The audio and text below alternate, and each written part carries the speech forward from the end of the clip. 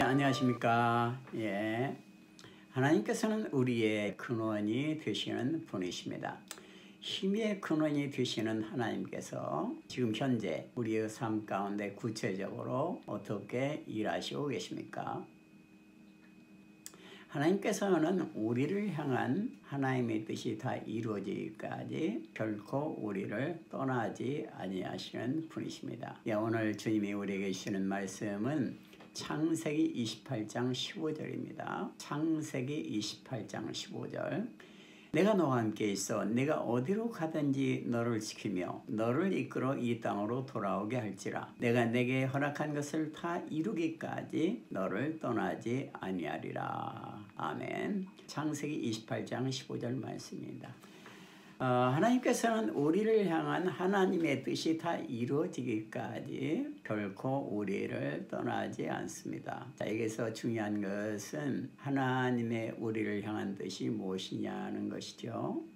물론 각 사람마다 여러 가지 재능에 따라서 또 성격에 따라서 하나님의 사명이 다 다릅니다. 그러나 모든 하나님의 자녀들을 향한 하나님의 뜻은 원칙이 있고 큰 스케줄이 있는데 그것은 먼저 모든 것을 합력하여 선을 이루신다는 것입니다. 우리가 때로는 실수를 하고 잘못한 일이 있다 할지라도 우리 아버지이신 하나님께서는 그것을 다시 좋게 만들어서 더 아름답게 만드시는 참으로 탁월한 예술가이신 것입니다. 그리고 하나님께서 우리를 향한 계획은 먼저 우리를 하나님의 자녀로 먼저 택하셨고 택하신 우리를 하나님의 때가 되자 부르셨습니다. 그래서 우리가 예수를 믿게 하고 하나님을 믿게 했습니다. 또 우리 예수의 피로서 우리를 정결케 해서 우리의 모든 죄물을 용서했습니다.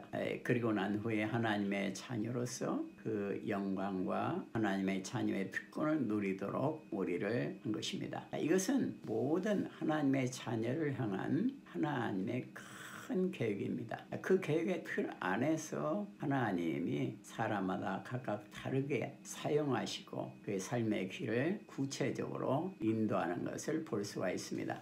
우리가 예를 들어서 요셉이라는 사람의 삶을 우리가 한번 분석을 해봐도 그렇죠. 요셉은 젊은 날 하나님이 놀라운 비전을 줬습니다. 그것은 해와 달과 별이 자기에게 절하는 꿈이었습니다.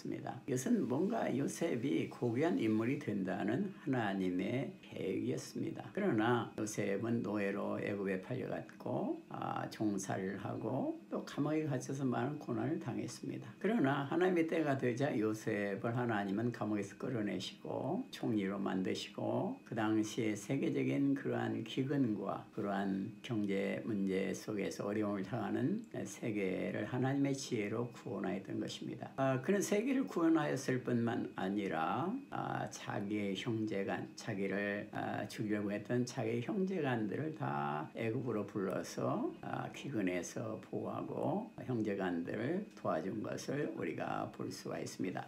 요셉의 그 생애를 향한 하나님의 뜻은 시련과 환난의 연속이었던 것처럼 보였지만은 결국은 하나님의 뜻을 이루는 과정이었던 것을 우리가 보는 것입니다. 요셉은 나중에 아버지가 돌아가신 후에 형들이 와서 우리를 용서해달라고 말했을 때 요셉은 그들에게 나를 이곳에 인도한 것은 형들이 보낸 것이 아니라 형들이 나를 노예로 파는 것 같지만 사실은 하나님이 나를 이곳에 보냈다고 고백한 것을 볼 수가 있습니다.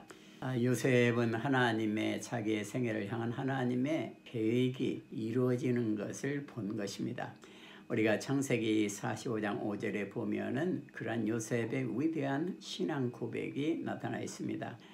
창세기 45장 5절에 보면은 당신들이 나를 이곳에 팔았으므로 근심하지 마소서 한탄하지 마소서 하나님이 생명을 구원하시려고 나를 당신들 앞서 보내셨나이다. 요셉은 하나님이 형제들이 요셉을 애굽에 보낸 것이 아니고 판 것이 아니고 사실 그 속에는 하나님이 자기를 보냈다는 그 하나님의 섭리를 요셉은 깨달은 것입니다. 우리의 생애는 하나님의 우리를 향한 계획과 섭리, 운행하심을 깨닫는 깊은 성찰이 참 필요합니다. 그럴 때 우리는 어떠한 시련과 환난을 당해도 감사할 수 있는 것입니다. 진정으로 감사할 수 있는 것입니다. 또한 우리는 우리가 때로는 실수를 하고 과실을 범하고 죄를 지을 수도 있지만은 그러나 하나님께서 우리를 보호하심으로 죄에서 해방시켜 주시고 용서하시고 은혜로서 우리를 이끄는 것을 볼 수가 있습니다. 우리는 우리가 죄 중에 있다 할지라도 그래서 낙심하지 아니할 것은 우리의 어떤 죄라도 예수 그리스도의 피는 온전한 용서를 줄 수가 있다는 것을 믿는 것입니다. 예수님의 피가 용서하지 못할 죄는 하나도 없는 것입니다. 자, 로마서 6장 14절 말합니다. 죄가 너희를 주관치 못하리니 이는 너희가 법 아래 있지 아니하고 은혜 아래 있음이니라 그랬습니다. 우리의 생애는 예수 그리스도의 은혜 아래 지금 있는 것입니다. 은혜 아래 있기 때문에 우리는 죄의 그 법 아래 이렇게 묶여서 결박되지 않을 수가 있는 것입니다. 은혜는 어떠한 죄의 결박도 우리를 풀어내는 그러한 능력이 은혜 아래는 있는 것입니다. 또한 우리가 이 세상을 살아갈 때 나의 계획에 의해서 옛날에는 살아갔습니다. 우리가 예수를 모르고 하나님을 모를 때는 나의 인생은 내 것이다고 생각을 했는데 사실은 우리의 인생은 나중에 생각을 해보니까 하나님의 계획이었고 하나님의 인도였던 것입니다. 마찬가지로 지금도 하나님이 우리를 계획하시고 하나님이 인도하신 것입니다. 자, 하나님이 계획한 계획은 하나님께서 반드시 이루시는 것이죠. 우리가 영화나 연극을 이렇게 볼 때에도 그 대본을 쓴 작가의 그러한 의도에 따라서 그 연극이나 영화가 진행되는 것을 우리가 볼 수가 있습니다. 배우라는 것은 단지 그 대본을 쓴 작가의 뜻대로 그것을 스릴 있게 또 현실감 있게 표현하는 사람에 불과한 것입니다. 우리 인생을 향한 진정한 그 작가는 계획자는 하나님이신 것입니다.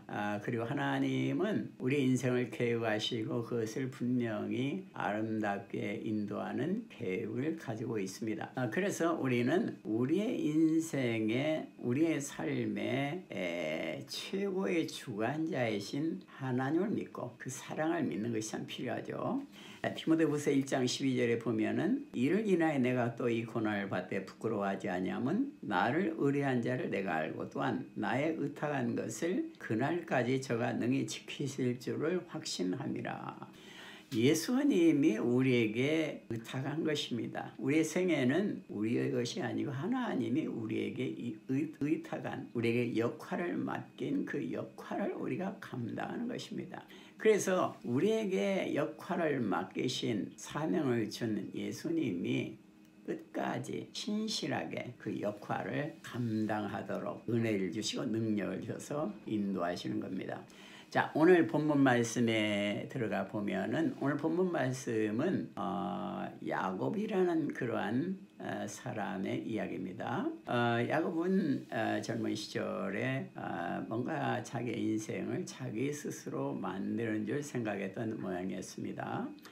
그래서 아버지의 축복도 자기가 좀 꾀를 쓴다면은 이제 갈취할 수가 있다 이런 생각을 했던 모양입니다. 그래서 아버지에게 맛있는 팥죽을 끓여서 대접을 하고 모든 그 축복을 자기가 전부 이렇게 얻으려고 아버지께 나간 것입니다.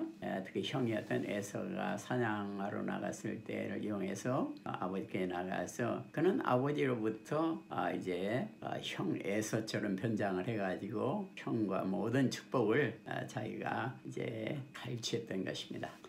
물론 인간이 갈취를 한다고 해서 하나님이 주시는 것은 아니죠. 그것은 이미 야곱을 향한 하나님의 계획이 있었기 때문에 하나님의 계획이 이루어지는 것에 불과할 뿐인 것이죠.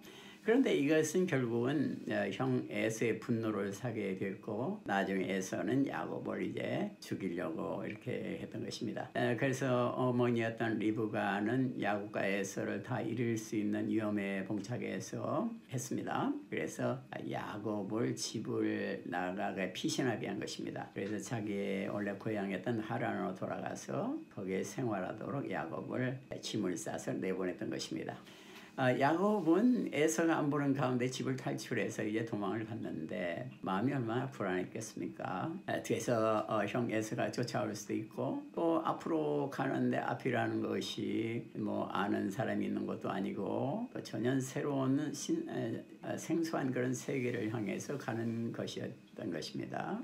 그는 몹시 긴장했고 이제 피곤했었을 것입니다. 그래서 하룻길을 쫙 갔는데 이제 해가 뉘어져서 한 곳에 이르러가지고 이제 피곤하니까 쓰러진 것입니다. 거기 마침 돌이 있어서 그거를 벽에 삼아서 잠을 잤습니다. 야곱의 삶의 모습이 얼마나 처량한 모습입니까? 도움이 하나도 없고 광야에 홀로 누워 있으니 참 얼마나 그 이로운 삶입니까? 그런데 밤중에 꿈에 하나님이 야곱에게 나타난 것입니다. 그 사닥다리가 계단이 쫙 하늘로 올라가 있는데 그 사닥다리 위에는 천사들이 오르락내리락 하고 있었습니다. 그리고 그 꼭대기 하늘편에 하나님이 서 계셨습니다. 그리고 야곱에게 말한 것입니다. 야곱아, 너는 두려워하지 말라. 내가 어디를 가든지 너와 함께해서 너를 축복해서 너를 반드시 이곳에 돌아오게 하리라. 너를 향한 나의 계획이 다 이루어지기까지 결코 너를 떠나지 아니하리라. 이렇게 하나님이 야곱에게 약속을 해준 것입니다. 야곱은 아침에 번떡 일어나서 나는 혼자라고 생각했는데 보니까 과연 뭐 광야에서 혼자 있었지만은 꿈에 나타나신 하나님 바로 앞에 계셨던 것입니다. 그래서 자기가 돌베개하고 잤던 그 돌을 세우고 하나님께 예배를 드리고 하나님께 이제 내가 하나님께 만약 하나님이 약속대로 날 복을 내리시면은 내가 나의 모든 축복의 10분의 1을 주님 앞에 바치겠습니다. 이렇게 이제 약속을 하고 그 자리에서 예배를 드리고 이제 하란 땅으로 가게 된 것입니다. 긴 세월이 흘렀고 야곱은 하란에서 결혼도 하게 되고 또 많은 그러한 양과 소떼를 이렇게 축복으로 받았습니다. 아마 믿음도 많이 자랐을 것이라고 봅니다. 그래서 이제 그는 결국 나중에 베델에 와서 하나님께 경배를 하고 그 이름이 다시 이스라엘이라는 하늘의 왕자라는 그러한 이름으로 변화가 돼서 큰 축복을 다시 받았던 것을 보는 것입니다. 하나님께서는 하나님의 뜻이 다 이루어지기까지 우리를 결코 떠나지 아니하시는 분이십니다. 우리 어떤 시련이 있다 할지라도 환난이 있다 할지라도 하나님이 떠난 것은 아니죠. 시련이 아무리 크다 할지라도 그 시련과 함께 하시는 하나님은 더 크신 분이고 더 큰 사랑으로 우리를 보호하시는 분이신 것입니다.